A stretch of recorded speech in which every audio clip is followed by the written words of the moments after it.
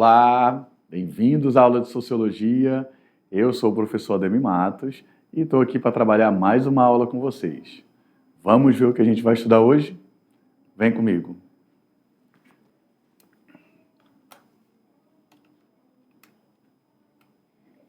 Na aula de hoje, nós vamos estudar os povos tradicionais, certo? Com a aula 2.1.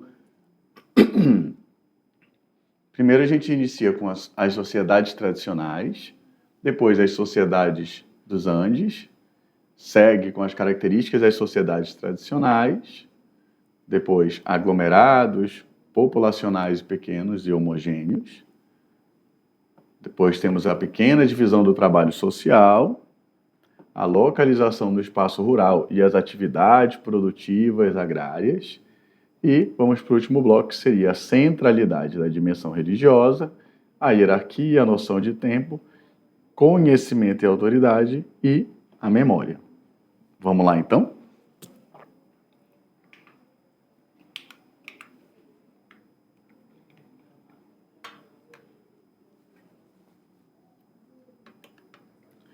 Então, aqui, com as sociedades tradicionais, o que a gente consegue ver nessa imagem aí, né?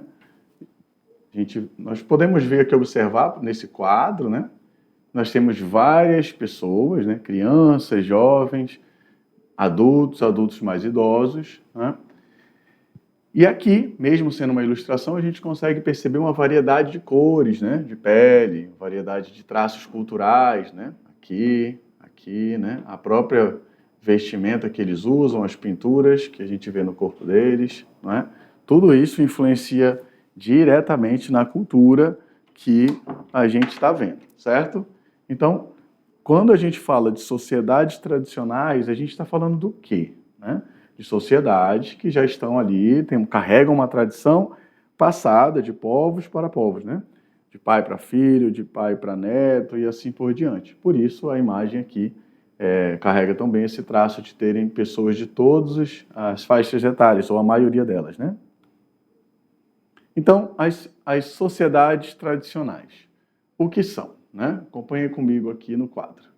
A Constituição Federal diz que os povos e comunidades tradicionais são grupos que possuem culturas diferentes da cultura predominante na sociedade e reconhecem como tal. Então, bora marcar aqui, né?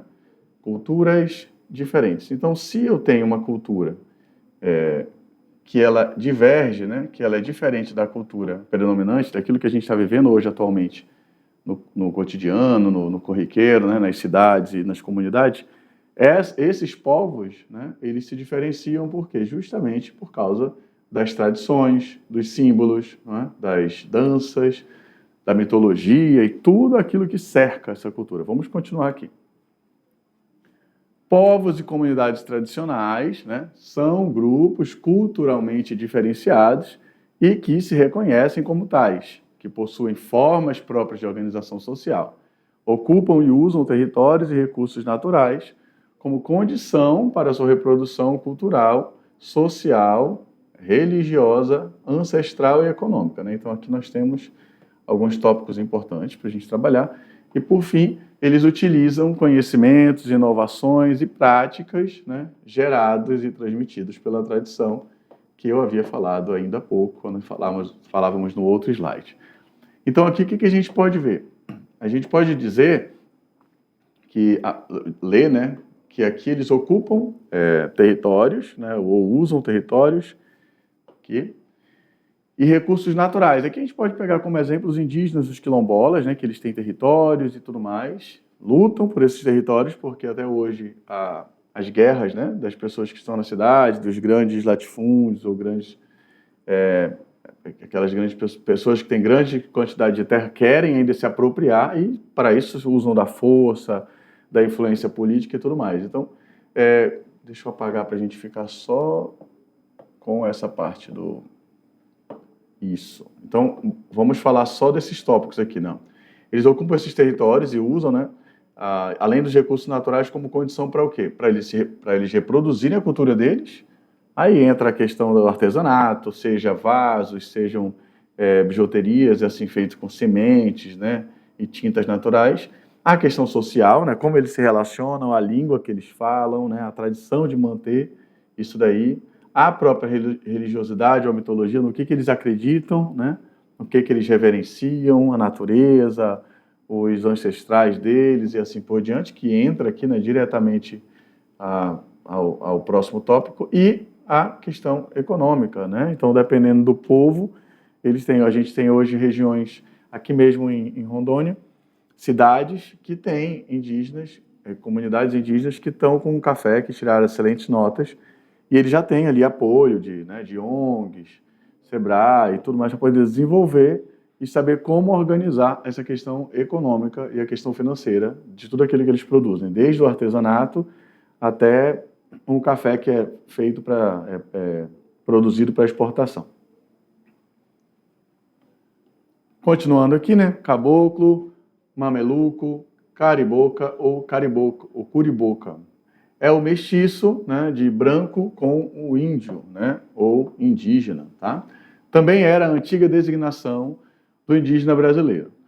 Pode também ser sinônimo de caipira, né? E aqui entra a questão daquilo que é pejorativo, né? Quando a gente fala na nossa sociedade de caipira, principalmente quando a gente vai para uma região mais afastada da nossa região norte, né? O caipira ele é sinônimo daquele que está abaixo da sociedade que a gente fala, da sociedade predominante, certo? E isso foi espalhado por muitas vezes por programas, né, sensacionalistas que buscavam, através das piadas de mau gosto, a audiência, certo? Então, aqui a gente tem esse termo caipira, esse sinônimo, que denota toda essa miscigenação, mas que é utilizado de uma forma grosseira muitas das vezes. Vamos continuar. Então, o caipira, que a gente também conhece como aquele que vem de uma região mais humilde, né, de um sítio, fez um trabalho com o peão e trabalha ali, né, com o cultivo de pequenos animais, né, e tudo mais. Ou seja, aquele que era da roça, né?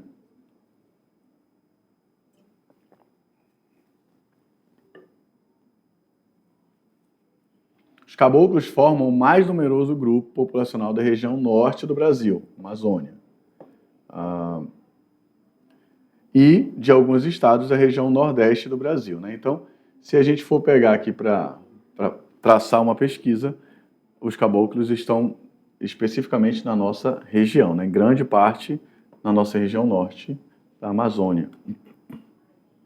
Lembrando que a Amazônia não é Amazonas, tá? Quando a gente fala Amazônia, a gente pega ali o mapa geográfico e vocês vão ver que pega Belém, pega o Pará, pega Rondônia, tem Manaus, tem Roraima, tem até os países vizinhos aqui do lado, tá? Então, vamos prestar atenção nisso daí para não escutar a abobrinha da internet. As sociedades, falando dos nossos países vizinhos, né? As sociedades dos Andes, né? Então, aqui nós temos uma imagem muito bonita, por sinal, que carregam aquilo que a gente estava falando ainda há pouco, né? Os traços de uma cultura, né? Uma cultura marcada pela tecelagem, né? Aqui vocês percebam, né? Quem já teve a oportunidade de ir, eu já fui aqui ao lado, ao Machu Picchu, né? E a gente nem precisa levar roupa de frio, porque lá a gente vai comprar essa roupa com um preço bem acessível, né? Feita de lã, muito carregada nas cores, né? Então, típico deles, tem toda uma textura muito bem trabalhada. Aqui vocês veem como a criança ela é carregada, né? Amarradinha, né? Pendurada. Percebam a simbologia, como as mulheres utilizam. Bora voltar aqui. Como as mulheres utilizam, né? Essas vestimentas e tudo mais, certo? E aqui atrás nós temos um homem e mais outra pessoa do lado, com ele, que parece ser uma mulher também. Ali vocês percebam que carregam as mesmas cores, os mesmos traços culturais. É como se fosse uma assinatura daquele povo, certo? As sociedades tradicionais. Comunidades Huilog, em Cusco, Peru, nos Andes peruanos, os têxteis tradicionais quichuas são feitos em um tear portátil com lã de alpaca e de ovelha, né? Pesquisem esse animal, tem a lhama também por lá, né? Os tecidos andinos têm uma rica tradição iconográfica, né? Então aqueles traços que vocês veem ali, muito geométricos, desculpa, né? Eles têm uma tradição, não é de qualquer forma que está ali, tá? Eles têm toda uma pesquisa, algo que a gente pesquisa hoje, mas eles passam de tradição, né? Ali de pai para filho e assim por diante. Vamos continuar aqui. Os desenhos transmitidos de geração em geração, como eu falava, são inspirados na agricultura, na fauna e na flora regionais, em fenômenos astrológicos, formas humanas, massas de água e motivos geométricos, como eu desenhava aqui em cima, tá? Claro que eles são muito melhores nisso daí. De forma geral, podemos apontar algumas, né, características das sociedades tradicionais. Vamos aqui comigo. Aglomerados populacionais pequenos e homogêneos, né? Uma pequena divisão do trabalho social, a localização no espaço rural e atividades produtivas agrárias, um desenvolvimento sustentável, né, o que é importante, tá? E as características das sociedades tradicionais, né, que seria o quê? A centralidade da dimensão religiosa, né, ali a igreja, as tradições religiosas estão como centro dessa sociedade, uma hierarquia, né? Existe uma escadinha de cargos ou de ocupações naquela sociedade tradicional, a noção de tempo, o conhecimento e a autoridade e a memória, certo?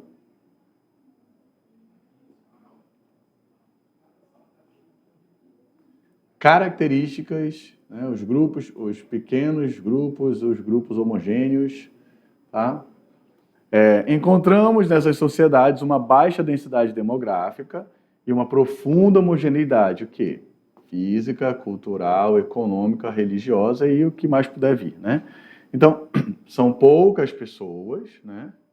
Tá aqui, ou poucos indivíduos, uma homogeneidade, né? Então, eles têm um aspecto muito semelhante dentro do quê? Né? Dentro da questão física, dentro da cultura, dentro da economia, né? Então, por serem pequenos, eles acabam se juntando, né, e acabam se desenvolvendo unidos, né, com uma valorização própria e assim por diante. Aqui nós temos uma imagem que simboliza isso aí, né, um desenhozinho, e a fonte. A divisão do trabalho social, né? Vamos aqui no quadro comigo. Podemos observar uma divisão do trabalho rudimentar, geralmente uma divisão sexual e etária. Além disso, as pessoas dominam razoavelmente bem as atividades necessárias para a sobrevivência, né? E aqui em cima a gente vai ter uma imagem que retrata a pescaria, né? Uma foto feita contra o sol, né? Então, a gente vê até crianças, né, aqui trabalhando, né? Por quê? Porque entra naquilo que a gente falava da divisão, né? Não interessa a tua idade, você participa de uma comunidade pequena e todos os braços são bem-vindos para ajudar naquele trabalho, certo? Localização no espaço rural e atividades produtivas agrárias. O espaço, né, típico desses grupos é a área rural, né, e as atividades produtivas como a agricultura, a pecuária e a pesca, né? Nós vimos a pesca agora há pouco ali com outra atividade. A agricultura nós temos o plantio e a pecuária nós temos ali o trato, né, de animais para o corte, né, para que a gente possa gerar alimentação e tudo mais. Aqui nós temos uma imagem, né, de uma canoa e o que provavelmente é uma família, né, onde nós temos uma mãe amamentando, provavelmente é o pai que está ali na frente da canoa do controle, com a ajuda de uma criança aqui, ó, percebam a mãozinha dele, né, ou dela, e os outros irmãos ali tudo junto, né? Então aqui falava ainda há pouco do braço, né, nas famílias, também era muito visto na África, né, no Nordeste da seca. Quanto mais filhos você tem, mais braços você tem para trabalhar, né? Então, apesar de muitos falarem que acaba sendo difícil para sobreviver porque são muitas bocas, são mais braços para poder conseguir o sustento, certo? Então, ali existe uma uma contradição, né? Um desafio nisso daí, né?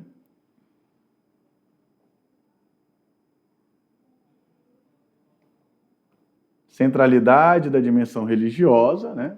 E vamos aqui trabalhar, ler o que a gente propõe aqui com esse quadro, né? A religião é o principal mecanismo de produção, né, de sentidos, tá? Marcar aqui. Isso significa que todas as esferas da vida comunitária estão ancoradas nas crenças religiosas, sejam elas quais forem, né? E aí nós temos aqui uma imagem de o que lembra ser, né, uma tradição de descendência africana, né? Recentemente a gente viu ali nos noticiários em Manaus, né, a polícia foi invadir um centro umbandista por denúncias feitas pelos moradores locais. Então, eles acusam de que estava um som muito alto e tudo mais. Mas, qual é a discussão que entra sobre essa questão da falta do respeito, né, que me foge o termo agora, com a cultura religiosa do outro, né? Que quando temos uma igreja, seja ela neopentecostal ou cristã tradicional, o som dela carrega sinos, carrega várias simbologias que, entre aspas, incomodam uma sociedade que, pelo tamanho da igreja, não vai dar parte na polícia. Mas quando nós temos um pequeno grupo que se reúne num terreiro ou menor, com pessoas de matriz africana, isso chama mais atenção, né? Porque o preconceito que a sociedade carrega é muito maior. Então é bom a gente prestar atenção nesses detalhes aqui, porque é muito comum a gente ver na nossa sociedade. A gente não vai ver esses traços aqui sem aquelas marcas da perseguição que esse povo sofre desde a escravidão lá atrás, tá bom? Vamos continuar. E tem mais uma coisinha também, que é o fato de boa parte dessas matrizes, né, ou religiões ou grupos doutrinários aí, né, ou doutrinas, enfim, serem marcados pela forte presença feminina, né? Isso é pesquisa e é um outro tópico que a gente poderia discutir, né, em uma outra aula, a questão da fragilidade que é colocada a questão da mulher, né, falta do respeito e tudo mais. E aqui a gente entra na hierarquia, vamos voltar. A hierarquia, né, é muito comum que os lugares e papéis sociais sejam fixados desde o nascimento. Os fatores hereditários têm um poder significativo, né? Então, aqui nós temos uma criança indígena, né, abraçando uma árvore, né, denotando esse traço da hereditariedade, da hierarquia, né? Eu sou menor que essa árvore, eu sou menor que a natureza e eu tenho uma herança para cuidar de toda essa, né, essa floresta, de toda essa mata e assim por diante. Depois nós vamos com a questão da noção do tempo, né? O tempo ele é marcado pelo ritmo da natureza.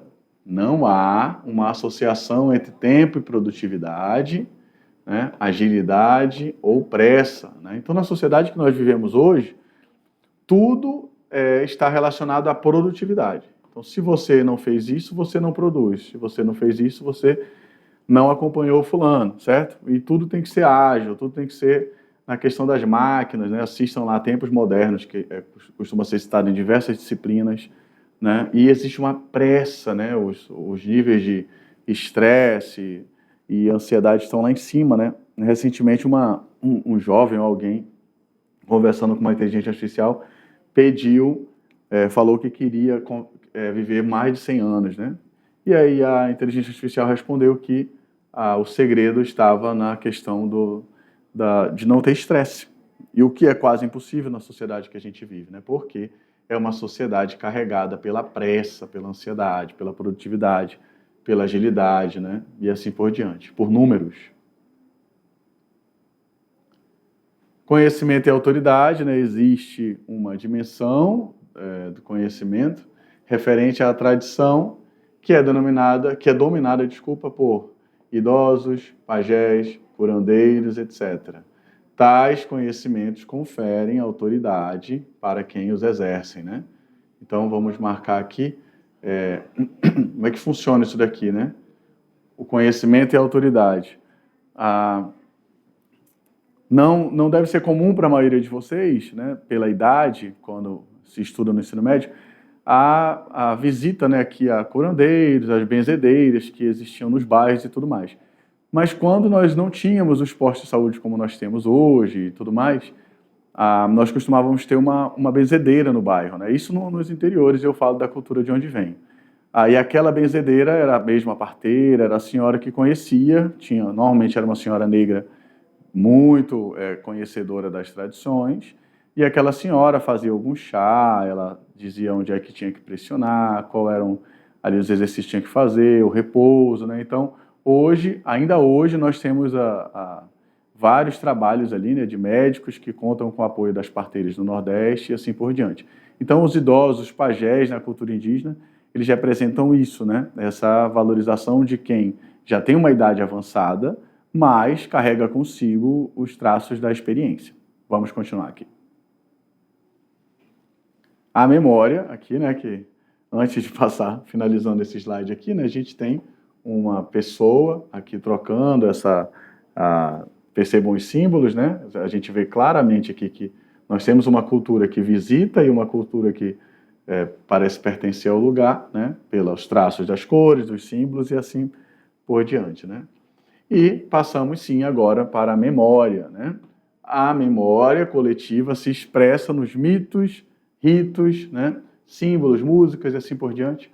A memória exerce forte capacidade de estruturar os seus modos de agir, pensar e sentir, certo? Então, quando eu tenho aqui...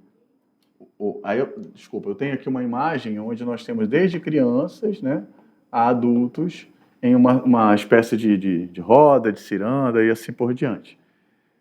Quando a gente fala, né, dessa capacidade da memória coletiva para expressar mitos e tudo mais, quando a gente vê essa imagem aqui de várias pessoas, de uma comunidade, quando a gente fala comunidade, é um espaço pequeno, né? A gente poderia estar se referindo a uma comunidade quilombola, que são minorias, aos indígenas, que são minorias, né? E assim como outros. E eles têm ali mitos, tem traços de ancestralidade que são passados de pai, de neto, recebido por netos dos avós e assim por diante. Então, isso influencia diretamente em como eles vão agir no dia a dia deles, né? O que eu vou fazer? Eu vou caçar? Quando eu caço, se eu fui para a mata e eu vejo sementes, galhos, frutos que eu posso extrair a tinta, como o urucum, por exemplo, que é muito forte na nossa região norte, aquilo eu vou trazer a tinta, vou atrás da tinta vermelha para pigmentação, seja ela de fios e tudo mais. E as sementes. Então, eu estou indo para uma caça, mas dali eu trago as sementes para minha irmã, para o meu pai, para minha avó, trabalhar as pulseiras, os cordões e assim por diante. Então, eles agem, eles pensam, mas eles também sentem aquele lugar que eles estão vivendo, né? Aquilo que a gente via no slide anterior, de a gente não estar preso a um relógio, né? A natureza é o relógio, né? Eles olham e falam, vai escurecer. Os animais começaram a fazer isso, fazer aquilo. Então, eu me oriento pela natureza, pelo som, pela luz, pelas flores, pelo vento, pela água, certo? Vamos continuar aqui comigo. Aqui a gente tem a referência, né, do que a gente trabalhou e mais ainda a referência de toda a aula que a gente acabou de explicar, trabalhar com vocês.